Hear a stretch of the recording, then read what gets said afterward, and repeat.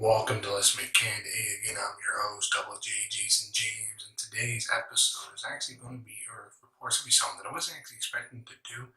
Today's episode is actually going to be, or should say, reports going to be on the 2017 budget, so Budget 2017. When I was coming to the library today, I was planning on doing these videos. I plan on doing them on Wednesdays and Thursdays and have enough material so I can do at least one video a day. I didn't realize today we're actually having the budget announced. So I'm going to actually cover this budget. Of course, I'm going to be using mainstream media, but I'm going to give you my twist on it, a non-biased political twist. So let's look at it here. Federal Budget 2017, the highlights of Bill Murno's, I believe it's his second budget. So this is from the CBC, so this is the government-funded news, so it's going to be a little biased. But it says the deficits to rise slightly, plans to spur innovation, and no major tax increases.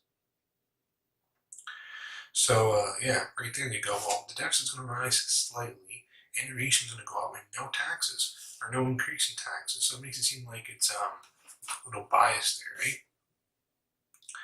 So let's look at it this way: stable budget dominant and official details. Avoid major tax changes.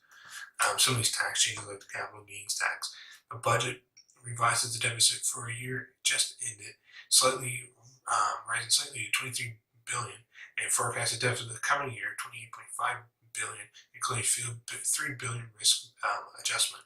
So that's if they mess up, they had the 3 billion there to cover it. Highlights, other than that, is this going to be high deficits, but then it's going to drop to 18.8 billion in 2021-2022. Housing, 11.2 billion over 11 years. Already budget will go to the national housing strategy. Childcare will be 7 billion over 10 years. So that's roughly about 700 million a year for childcare. Already budget for new spaces starting in 2019. 3.4 billion for the indigenous people for infrastructure, health, and education. Defense will get 8.4 billion capital spending for equipment pushed forward to 2035. Caregivers, new caregiver benefit up to 15 weeks starting next year. Skills, new agency to research and measure skills development starting in 2018-2019. Innovation, just 50 million shy of $1 billion over the next 5 years. So about roughly 240 million over the next 5 years will go towards our sorry, that's wrong. That's about 190 million over the next 5 years to support business-led superclusters. Whatever a supercluster is, I know what a superclusterfuck is, and this is what this could turn out to if they don't get their shit together. For startups, are offering about under $500 million for 400 million over the next 3 years for new venture capitalists, CAUS initiative. Families option to extend parental leave up to 18 months, so they're going to give a parental leave option, and then they're going to start taxing Uber's sin tax. 1% on the bottle of wine and 5 cents on a 24-case can of beer. So they've slightly increased the liquor tax. Bye-bye, no more Canada savings bond. And Canada transit kit killed 15%. Transit kit tax phased out this year. So that was a bare bones of it. Basically, what the last part is there's no more saving bonds, so I'll be referring to that. And there's no more transit credit. I know myself as a low income, I definitely take transit, and transit's really big in the cities. And that's kind of funny coming from the Liberals, because the Liberals would be a party that would focus heavily on like the 10 major cities, so Halifax, Quebec City, Montreal, Ottawa, Toronto, Vancouver, Calgary, Edmonton, Winnipeg, every place where there should be a NHL hockey team. All the capitals, so Saskatoon, Regina, I know I can't remember which one it was, but I know one of them's not. Victoria, you're looking at, cities like here in St. John, Moncton, Fredericton, rely on some transit, and low-income people rely on that tax. So it's kind of funny how they take that out. But I think that's just something that was put in by the previous Conservatives, something that carried over, but it's not something that made a significant increase, but it was something just kind of helped out. It's just, it looks bad that they take it in because that's something that's like a bullet point that the Conservatives could use to kind of put it against that government. So if you're trying to get a re-election, you don't cut things, even if they're pointless. You don't cut them if it looks bad because you're going to lose votes. And Canada savings bond. So I'm not too educated in this stuff. I'm just starting out. So let me just check what Canada savings bond we're going to be doing right here. So saving bonds, Canada. And what I did notice, and what I actually don't like, is that the rebel media, and this is kind of where I got this idea from, they're supposed to be like Canada's watchdog for everything that's going on with like the government, especially when it's liberals. You would expect them to be all over the liberals. And let's just see what they got for videos. Now they changed their videos, and the videos have gotten really nice thumbnails, in my opinion. But it says a farmers union against gun rights with a question mark. And it says ban for questions. School board won't take questions from racists. And it doesn't say whatever. And then it talks about middle class Trudeau's $127,000 six-figure vacation.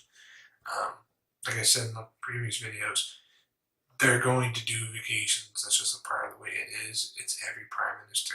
It's just part of what it is. Girl guys travel ban, free speech any time, no religion in public schools. Parents say no to Muslim school prayers. You know what? No Christianity in school either. Just get the fuck out. Nothing on budget. White privilege on the transit. Nope, there's nothing but the budget.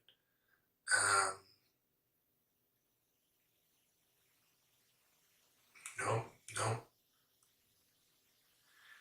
NDP water bomber freakout. No. American refugees. Just Alberta. Victory. Oh, well, that's actually probably something that's good for them after reading it. I don't know if you can see it, but it's with them against the bankers, so it's probably something good. But, yeah, after I sum it all up, there's nothing about the budget. And let me just type in into YouTube here. What else we get for federal budget 2017? Federal budget 2017. Took a little while to get it too. So we got CBC, then we got the National, then we got the Premier of Ontario, and then we have US. Something from last year. Trump. So I'm going to put in Canada. And as I'm doing this, and you can do it yourself, okay, BMO has a video. Everything's from last year. Let me just change it. So we're going to go sort by relevance, and we're going to go upload date, and we're going to go today. And then we're going to see what we get. 2 videos. That's why I'm doing this, because it seems like in the media we focus so much on Trump, we focus so much on what's going on in the rest of the world, and then we focus on those scandals and what's going on, or like sports. We call the Maple Leafs make it in the playoffs. We focus on these things, but we're not looking at what our governments are doing. And it seems like the guys who were supposed to be the watchdogs are too busy chasing some racist tail because that's what's getting in their heads. They're not staying true to what they're doing. And I actually gotta get on Twitter. My Twitter is MakeCanadaEhAgain. Once again, you're watching Canada, let's make Canada again. I don't know how far I'm going from kind of ranting here, but they're just not doing what they should be doing. So here's the Wikipedia definition of Canadian bond.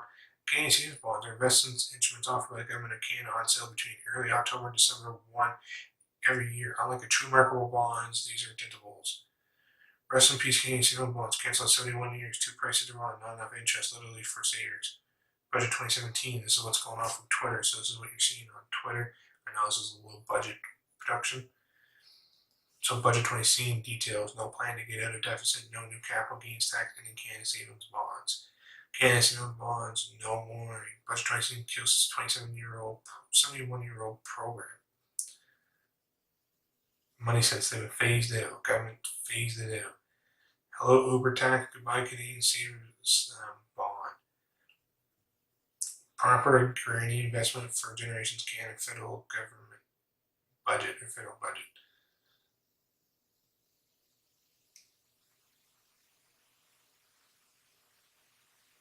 But this is what I'm wondering. If you want to be more like a conservative person or more like a capitalist person, wouldn't you not want to have your money invested in stocks? Wouldn't you want your money invested in precious metals?